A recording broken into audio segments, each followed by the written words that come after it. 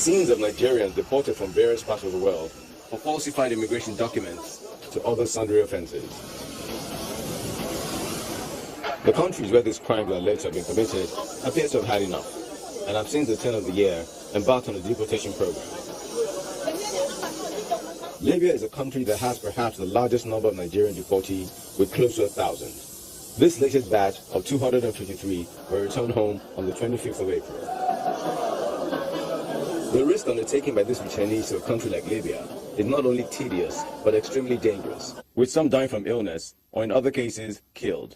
This lady shares her experience. We are just going there to suffer. There's no enjoyment there. I'm the one that is take myself to the station. All those police, they just help me. They keep me there like 2.5 months now. I don't call my family. I don't call help. I just suffer. Also rising against Nigerians are xenophobic attacks in South Africa and India.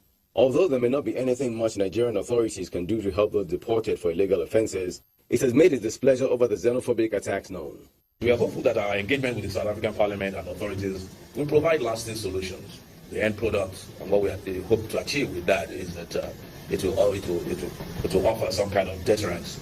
I don't see us doing anything tangible by way of arresting these attacks without this government standing up and having some kind of diplomatic reprisal. Perhaps this advice from a former president, if heeded, may just be one of the solutions needed to reducing the number of Nigerians making their way out by any means necessary.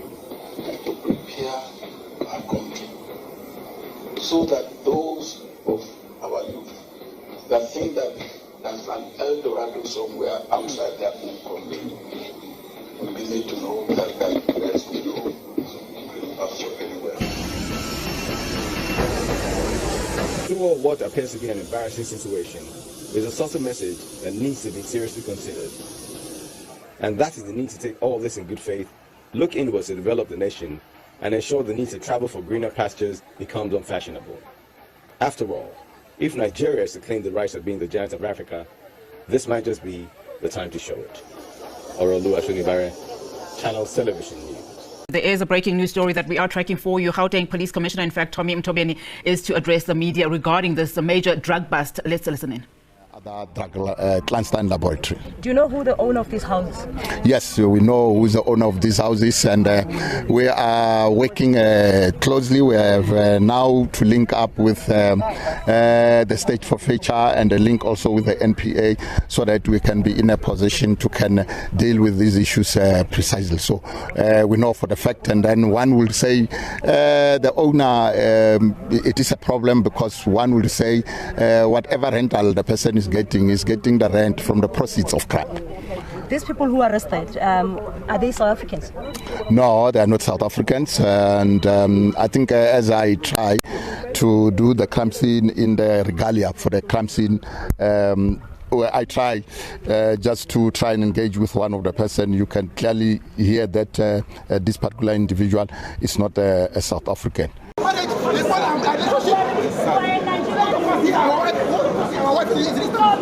What is our Nigeria embassy doing? What are they doing in Turkey? Expressing grievances over alleged mistreatment by their host country, Turkey. These are Nigerians who have been forced back home for alleged breach of migration laws, including overstay of visa and irregular migration to the country. 13 years I've been in Turkey, and I have my company registered in 2018. So I've been doing my legitimate business in Turkey, freight forwarding. I am trapped right now because they cancelled my resident permit just because I changed my house address. Ever since when I have been in Turkey, I've been having residence permit, you understand? It just got expired and they collected $700 from me for tax and insurance. I did not see my $700, I did not see my resident permit. But this is not the end of life. As part of its mandate to protect the rights of migrants in the country, the National Commission for Refugees, Migrants and Internally Displaced Persons expressed federal government's commitment in ensuring that they are reintegrated into the society. Now that we have them here, we are hoping, to follow up on all the allegations. As you see, we gave them forms to fill, profiling forms, follow up on all of them, those that require support in whichever way we'll do it. Whatever the situation is, these are Nigerians, and Mr. President has directed to come and do a befitting reception for them 103 meals were received by the federal government, with starter packs and stipends given as part of short-term intervention measures. Hello everyone, welcome to GNU according to CD, that is Government of National Unity. So guys, we just saw 3 different videos of the people that come from green, white and green who never take accountability for anything. These are the same people that are all over our comment sections trying to defend the indefensible simply because they don't want to take accountability and the world is kicking them out of their countries. Why? For something that is so common here in South Africa, violation of immigration laws. What is so difficult adhering to the immigration laws? You think you can go to Turkey, you think you can go to Europe, and then you are not going to stand out. How dumb is that? And then they say we are the most intelligent people on the African continent. Like, really? Because if you are, why you are getting kicked out of Turkey? Why are you getting kicked out of Europe? And sooner or later, Canada is going to be filling up some aeroplanes back to Lagos.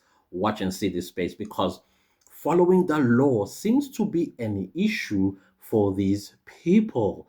What do you have against law? What's so difficult in following the law? You know you entered a country that is not of your land, that has rule of law. Maybe your country doesn't have rule of law, but other countries in the world have rule of law. And some of those laws happen to be immigration laws, and you got to abide by those laws. Just like you come to South Africa, and yet our immigration laws are very clear who can start a business in South Africa. There's a visa for that, and there's an amount of money you need to have in your bank account in order for you to open a business in South Africa. But no, not these people. They just come and plant themselves and then they say, I'm a business person. While we know behind that so-called business what's going on in the background. There's a house in Sandton in the second video. A clandestine drug chemist was found. And now of course, they say it's foreign nationals, and we know who those people are, who always open clandestine chemists to manufacture drugs. In a whole Sandton, the richest square mile in Africa, that is where they were found. Yeah. And then you think that we are not going to hold you accountable? Fine. If you're not going to hold yourself accountable, we will hold you accountable. Because clearly your own government as well is not interested to chastise you guys and say, listen, if you are going to leave the soils of Nigeria, you go to another country, behave. If you get arrested there and they send you back here, we will throw you in prison. Harsher conditions than all the other countries that you've been arrested at when they send you back home. But no, the government is okay with all this reputation that non-existent of the green, white, green. They are silent because they're busy chowing their money, the people of Nigeria's money. And the other thing I can never understand, how do you brag in somebody else's land? Right now, there is a campaign which I don't agree with 100%, where South Africans are saying, request a Bolt or Uber from a Nigerian and then you cancel on them. They would have wasted their money and their petrol and stuff like that. I don't agree with that campaign at all, and I will not participate in that campaign. But it is the videos that are being made by Nigerians in Nigeria threatening South Africans and say, you know, when Nigerians, when they can't take it no more, South Africans will regret. I'm like, regret what? You will uprise in another man's land, retaliate on another man's land, and you think our authorities are going to do what, fold their arms and not protect the people of South Africa, even if when they are wrong? No. If South Africans are doing something illegal to you, go to the police and say, listen, I feel that my money was stolen by this individual. I would like to open a case of theft, not retaliate. Do you understand? You are putting them in even more situation with South Africans by making those threats. I would understand if you're making that threat in Nigeria and we are in Nigeria. You understand what I'm saying? But not in South Africa, because in South Africa, South Africans always get what they want. Until Nigerians understand that South Africans always get what they want. So if you think they're going to retaliate on whose land? On whose land are they going to be retaliating? That doesn't make sense at all. That is declaration of war in some other instances. So don't put them in trouble like that. I don't agree with that campaign, and I will request an Uber or a Bolt. And if it's a Nigerian that's driving it, I will get in, go to my destination as I've always been doing.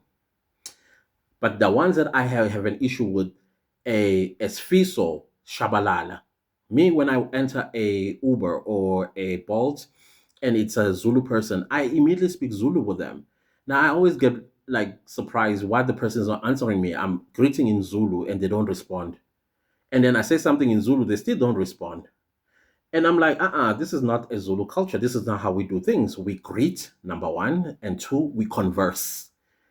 And then you'll realize, oh, I see what's going on now. These are the things that we have to deal with. This is not right. Take accountability. Speak to each other. Scold each other. Chastise each other. Advise each other. That when you go out there, please do not go destroy our name, because there are still more of us that want to leave this godforsaken place and go to greener pastures. So we don't want to get there and we are stopped at customs. Come on. What is wrong with you people? I'm trying to understand. Take accountability for once in your lives. Stop attacking people for wanting law and order followed in their countries. Because look at these videos. None of them is taking accountability. None of them is saying, yeah, I was here. I did actually overstay my welcome. No, they are fighting. They are asking about Nigerian embassy. What is it doing? Did the embassy send you there? Did your embassy send you there? Did your embassy say overstay your welcome? Take accountability. It's so simple. It's so simple. All you say is, I know I was wrong. I have no excuse. I will go back home, fix my things. And if I'm allowed to come back, then I will come back. Not fight. How is your fighting and becoming all hyped up is going to assist you? You are going to be put on that plane, deported, possibly even declared persona non grata. And that is a record that if you go to any other country and this comes up in their computers, do you think they're going to let you into their country? No, they're not. So be smart. Follow the law. Have the right papers and stop stealing other people's identities. It's not going to play in your favor in the end. That is all that I want to say to you guys from the green, white, and green. I Shem, you're like curse.